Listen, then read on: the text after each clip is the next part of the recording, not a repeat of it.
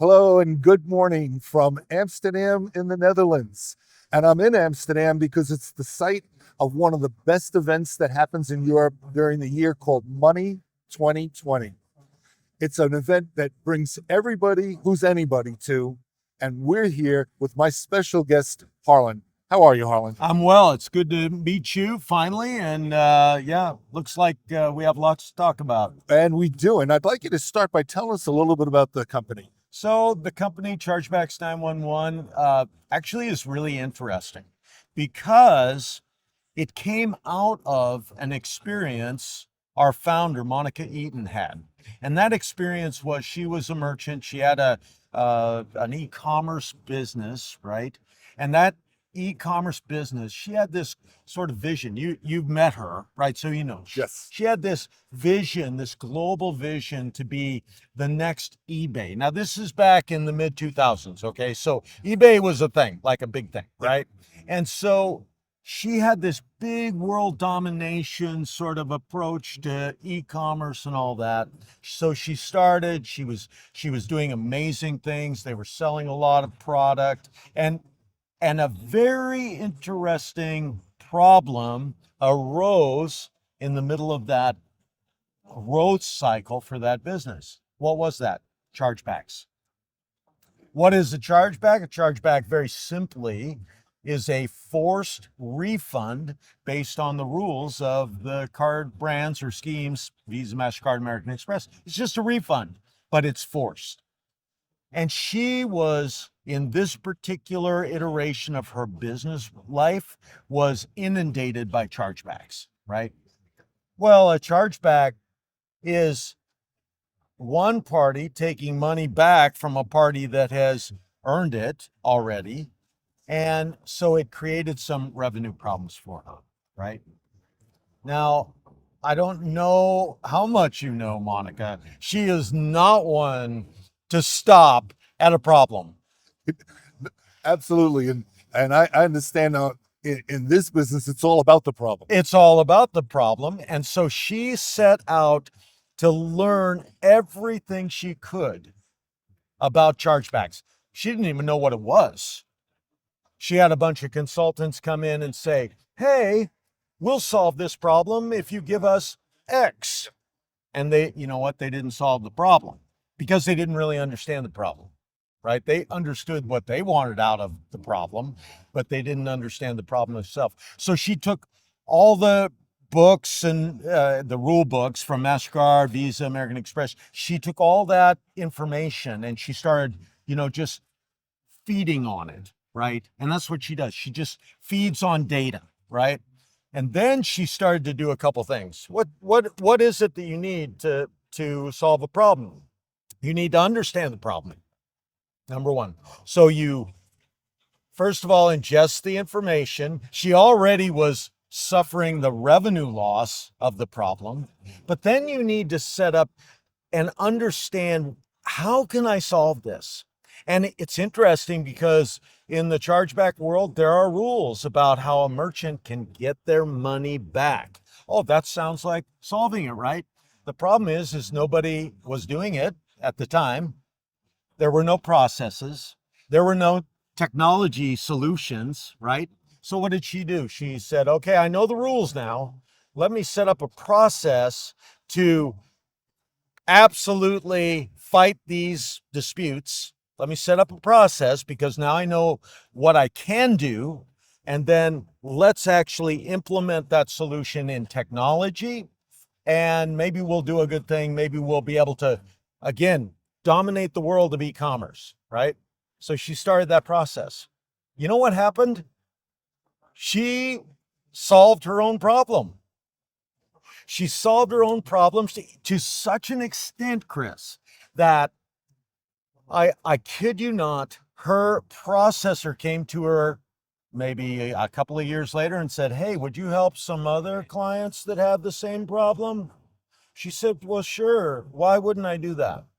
And pretty soon she was getting referrals to other companies that were suffering the same problem. Why? Because she had suffered that same problem. She learned about the problem. She solved the problem. Now she could help other people. You know, Harlan, it's really interesting because most businesses go out and they solve a business problem. Right. But in this case, the business problem was already Monica's. It was already her problem. That's right. And it was personal. You know, when a problem becomes personal, Chris, you're either gonna solve it or you're gonna walk away from it. Right. You know, I love Monica. I've been with the company for 10 years. I've never seen her walk away from a problem. That person she's just gonna march right into it, confront it head on, and solve it. And that's what she did. You know, Harlan, there's such a track record of success Right. that, you know, why would you change that approach? It's a great approach, right? It's a great approach. So when we start looking at chargebacks and helping, you know, yeah, the rule book is there, but most people are not aware of it or don't even look at it. So they really need somebody to come in. So how do you fulfill that challenge that they have? Well, you're absolutely right. I mean, I can't remember how many rule changes the card schemes had last year. The number 1,200 comes in but some of them are very small, right? Some of them are big. Recently, there was the new VAMP rule that came out from Visa. So you just get all of these rule changes, right? Well, think about it, most businesses, they are not in the chargeback business. They don't want to have someone who learns about every rule, implements it into a technology, into a process, into this, into that, whatever. And so unless you're very skilled, you have a team that does it, you have people who know it, they have good connections, they have good data, it's very difficult for a business to do that. And that's where we come in, because we are going to constantly monitor the rule changes by the card schemes, but not just the card schemes, the regulators. I mean, think about it. In Europe alone, they now have SCA, strong customer authentication, right? You've got all of these regulations across different regions, the US, Europe. I mean, it's crazy, right? Well, we take that all in, we put it into our processes, we embed it in our technology, and guess what? That is a form of problem solving, because if you don't know the rules, you got to hire somebody who does. That's important. And so for us, it's just we call it BAU processing, but you know what? It's a very specialized thing, honestly. So Harlan, I'm interested. I don't want to simplify this complex problem that you guys are solving, but if we put it in layman's terms, right? So, you know, my wife buys a dress, it's the wrong size. So she goes back to the credit card company and says, you know, whatever, I return it. That's one thing. And for the merchant, I don't think people understand the process they have to go through. And then there's the other side, which is people who do chargebacks as fraud, as a way to make money, right? Correct. Yeah, So yeah. How do you work in both those worlds? Yeah, so that's an interesting question. I would simplify the problem in 3 buckets. Okay, you got 3 buckets. You've got chargebacks that are the result of account takeovers. Somebody gets the credentials, the email address, your credit card number, whatever that is, and they have the ability. A third party has an ability to create a transaction, purchase something, resell it, whatever they're going to do with it. That's criminal fraud. That's bucket number 1. That's a fraud. That's fraud, right? That's a very specific bucket.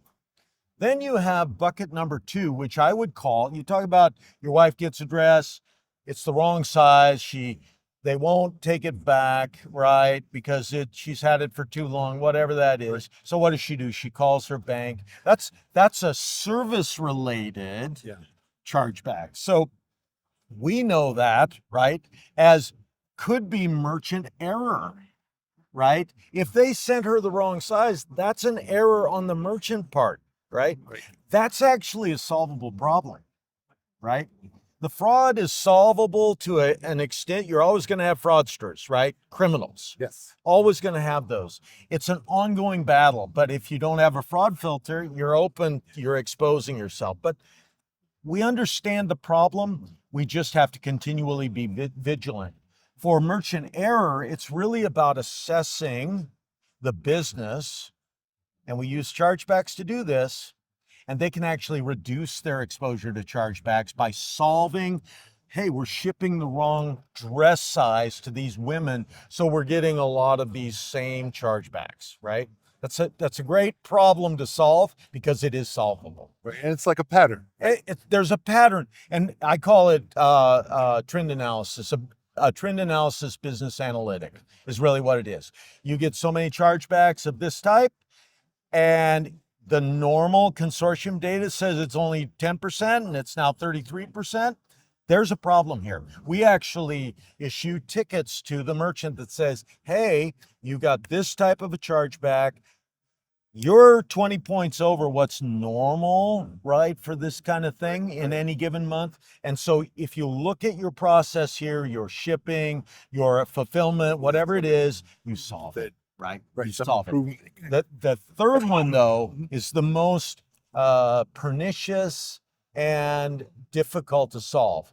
Now, what is that? That's what some people would refer to as friendly fraud or first party fraud. That's where a card holder, they saw a TikTok video and they are out there that teaches people, hey, I just got free pizza for 3 months by going in. I would buy the pizza, I'd eat the pizza, I'd see the transaction on my app, I'd push dispute this, they gave me my money back. I've been doing that for 3 months. I've been eating almost, these are real things, right? That's cardholder fraud. That's first party fraud, right? People call it friendly fraud, whatever. But that is undetectable until you start seeing, again, a pattern, right? You don't know. But then there's the customer that also, and I've done this myself, the customer that forgets that they did something.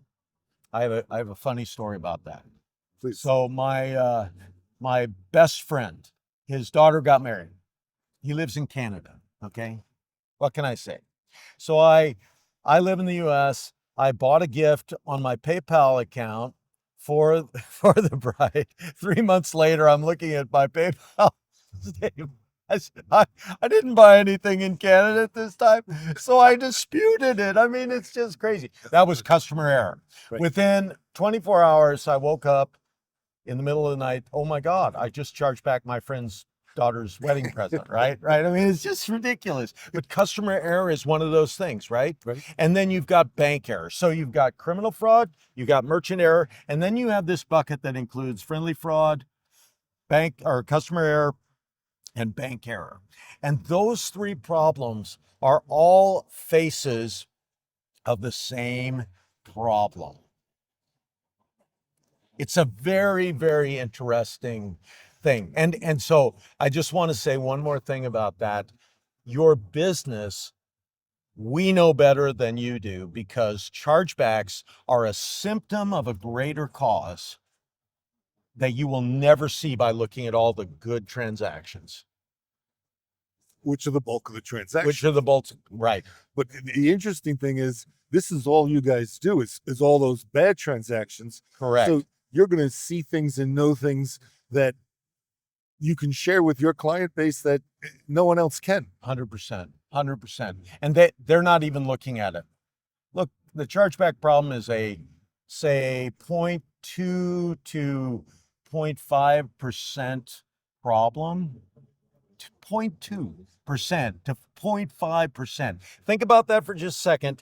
The CFO is looking at 99.5% and saying it's all good.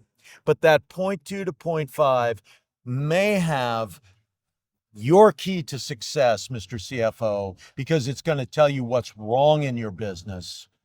Number one, you're exactly right. What's wrong? What can be improved? What can be improved?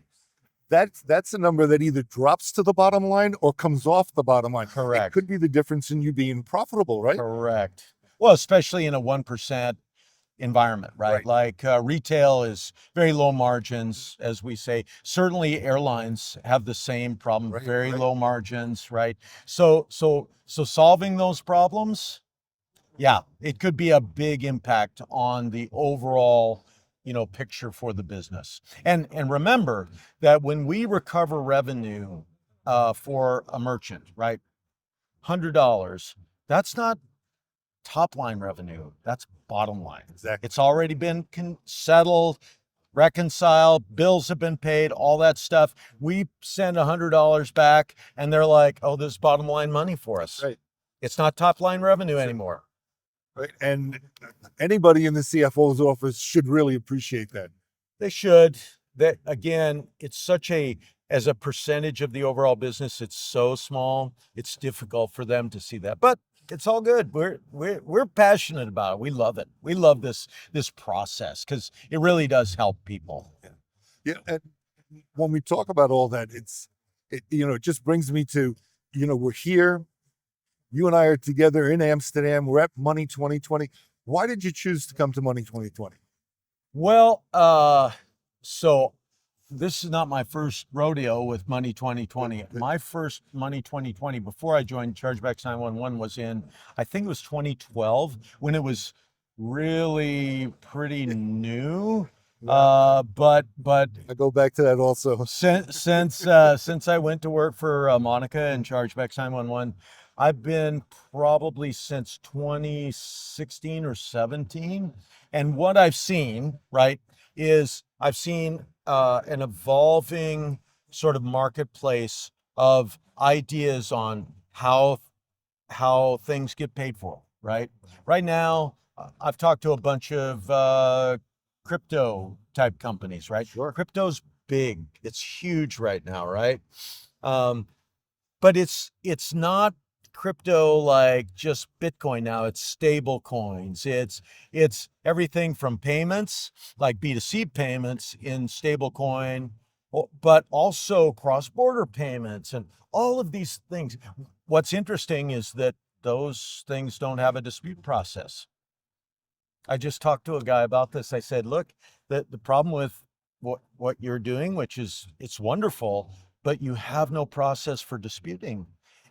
And we want to solve that problem too. That's really the future of payments, and the future of payments is always about disputes. And it's interesting that you mentioned that, because crypto to crypto, there is no process. Now, of course, if you get a card on your crypto account, right, that's different, right? Right.